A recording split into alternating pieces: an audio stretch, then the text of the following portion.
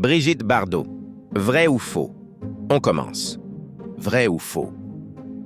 En 1956, Brigitte Bardot devient l'actrice la mieux payée du cinéma français. C'est faux. Après le succès mondial de Et Dieu créa la femme, 1956, Brigitte Bardot devient l'une des actrices les mieux payées et rapidement la mieux rémunérée du cinéma français en 1958. Vrai ou faux? Un village à environ 190 km à l'est de Rio de Janeiro, au Brésil, abrite une statue de Brigitte Bardot.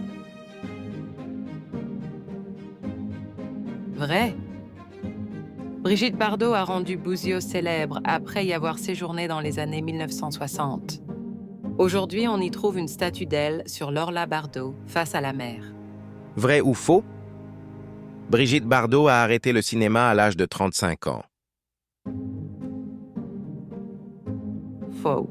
Brigitte Bardot arrête le cinéma en 1973, à 39 ans, avec le film Don Juan. Elle met fin à sa carrière d'actrice pour se consacrer ensuite à la cause animale. Vrai ou faux?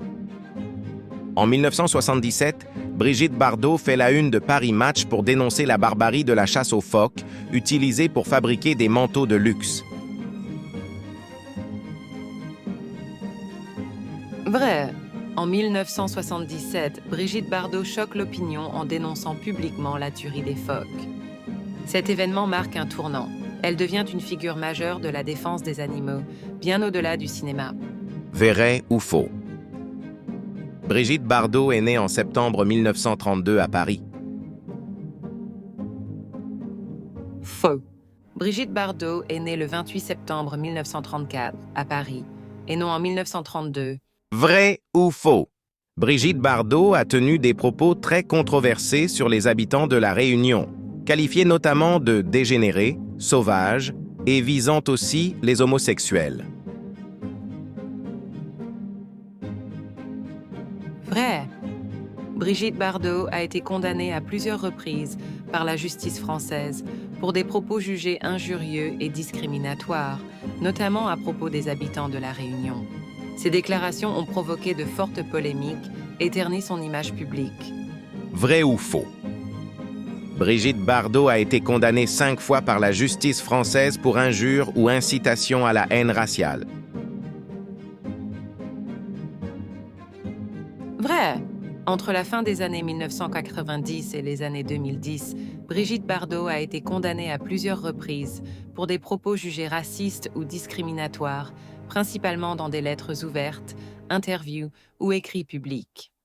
Vrai ou faux? La maison de Brigitte Bardot s'appelle La Madrague. Vrai. La Madrague est la maison mythique de Brigitte Bardot à Saint-Tropez. Elle y a vécu longtemps, loin du cinéma, et c'est un lieu fortement associé à son image. Vrai ou faux? À 13 ans, Brigitte Bardot devient la mascotte du magazine Elle. Faux. Le 2 mai 1949, Brigitte Bardot a 14 ans lorsqu'elle pose pour la première fois en couverture du magazine Elle. Cette couverture marque le début de sa carrière médiatique. Vrai ou faux?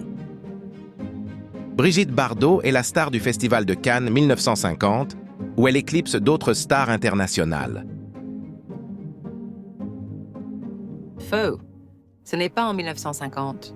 Brigitte Bardot attire fortement l'attention à Cannes en 1956, où sa présence médiatique marque les esprits et la fait remarquer au niveau international. Vrai ou faux? En 1956, Et Dieu créa la femme est un film à succès qui triomphe aux États-Unis. Vrai. Sorti en 1956, le film de Roger Vadim choque et fascine. Il connaît un énorme succès aux États-Unis et fait de Brigitte Bardot une icône internationale. Vrai ou faux? Dans sa chanson La Madrague, Brigitte Bardot dit « Ah, il me monte des désirs dans le creux de mes reins ». Faux. Cette phrase figure dans les paroles de sa chanson Harley Davidson. Vrai ou faux? Brigitte Bardot et Marilyn Monroe se sont rencontrées à Londres lors d'une soirée organisée par la reine Élisabeth II. Vrai. Vrai ou faux? Brigitte Bardot a la liberté d'être la prédatrice puis la proie. Cette phrase a été écrite par Emmanuel Macron à propos de Brigitte Bardot. Faux. C'est Simone de Beauvoir qui a affirmé cela sur Brigitte. Vrai ou faux? La femme la plus belle et la plus scandaleuse au monde est le titre de l'un des films de Brigitte Bardot. Faux. Ce n'est pas un film, c'est un livre de Yves Bigot sur Brigitte Bardot. Vrai ou faux? Brigitte Bardot a refusé de chanter des chansons de Georges Brassens, Jacques Brel et Léo Ferré. Vrai. Brigitte Bardot a surtout choisi de chanter des textes écrits sur mesure pour elle, notamment par Serge Gainsbourg. Elle n'a pas interprété de chansons de Brel ou Ferré, dont l'univers et la voix étaient très marqués et peu adaptés à son style. Vrai ou faux? Brigitte Bardot était l'idole de Paul McCartney et John Lennon. Vrai. Vrai ou faux? C'est son mari, Roger Vadim, qui l'a fait exploser à l'écran avec Et Dieu, créa la femme. Vrai. Roger Vadim, alors mari de Brigitte Bardot, réalise Et Dieu, créa la femme en 1956. Le film révèle Bardot au monde et lance sa carrière internationale, notamment aux États-Unis. Vrai ou faux? Brigitte Bardot a refusé certains rôles au cinéma, notamment un rôle dans James Bond, car il ne lui convenait pas. Vrai. Vrai ou faux? En 1962, Brigitte Bardot déclare à la télévision « Notre ambition, notre vœu, notre but, c'est de faire passer un décret qui interdise la tuerie des animaux sans anesthésie, sans étourdissement. »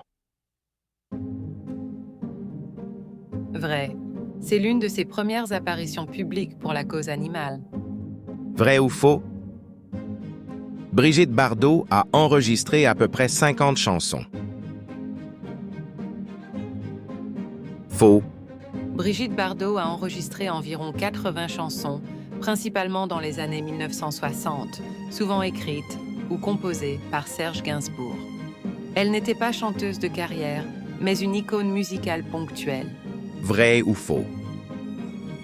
Brigitte Bardot est un emblème de l'émancipation des femmes et de la liberté sexuelle dans les années 1960.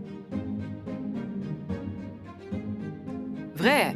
Dans les années 50 et 60, elle bouscule tout, les règles, les limites, les codes de la société. Par sa beauté, sa façon de parler, sa manière d'être et les choix qu'elle fait, elle impose une conviction qu'elle gardera jusqu'à la fin de sa vie. À l'étranger, c'est déjà une légende. Elle fait voler en éclats les conventions sociales de son époque et reste longtemps considérée comme la plus belle femme du monde. Elle est morte le 28 décembre 2025. Et voilà. Fin du vrai ou faux sur Brigitte Bardot. Alors dis-moi franchement, combien de bonnes réponses tu as obtenues? Si tu as appris quelque chose, like la vidéo. Si tu veux connaître d'autres aspects sur la culture française, abonne-toi.